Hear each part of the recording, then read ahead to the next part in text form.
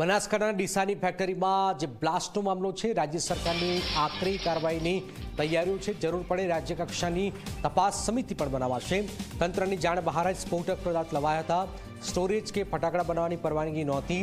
રાજ્ય સરકારના પ્રવક્તા મંત્રી ઋષિકેશ પટેલે આ જાણકારી આપી છે।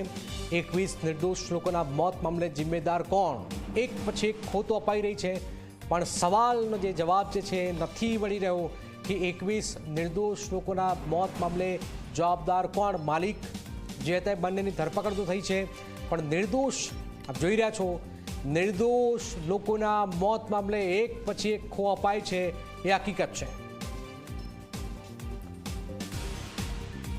ના તો સ્ટોરેજની એની પાસે પરમિશન હતી, ના તો જે ફટાકડા બનાવવાની પરમિશનનો તો વિષય પણ નહોતો। પરંતુ જે છેલ્લા 15-17 દિવસની અંદર જે આખી જે ઘટના આપણને જોવા મળે છે, એટલે એને ગેરકાયદેસર રીતે બિલકુલ તંત્રની જાણ બહાર ત્યાં માલ પણ ત્યાં ઉતાર્યો, એલ્યુમિનિયમ પાવડર છે, યલો ડેક્સ્ટ્રીન છે, વગેરે જે વસ્તુઓ ત્યાં મૂકી। એક પ્રાથમિક તારણ આપણે એવું ચોક્કસ કહી શકીએ કે આ કેવળ જ્યારે કાચો માલ લાવતા હોય એટલે સ્વાભાવિક છે, પ્રાથમિક તારણ એવું જ નીકળે કે કદાચ એ ફટાકડા બનાવતા છે ને આ પ્રાથમિક તારણ છે। પરંતુ એફએસએલની ટીમ ગઈ છે અને સમગ્ર રિપોર્ટ આવ્યા પછી આપણે નક્કી કરી શકીએ કે આ એકચ્યુઅલી બનાવ કઈ રીતનો હતો।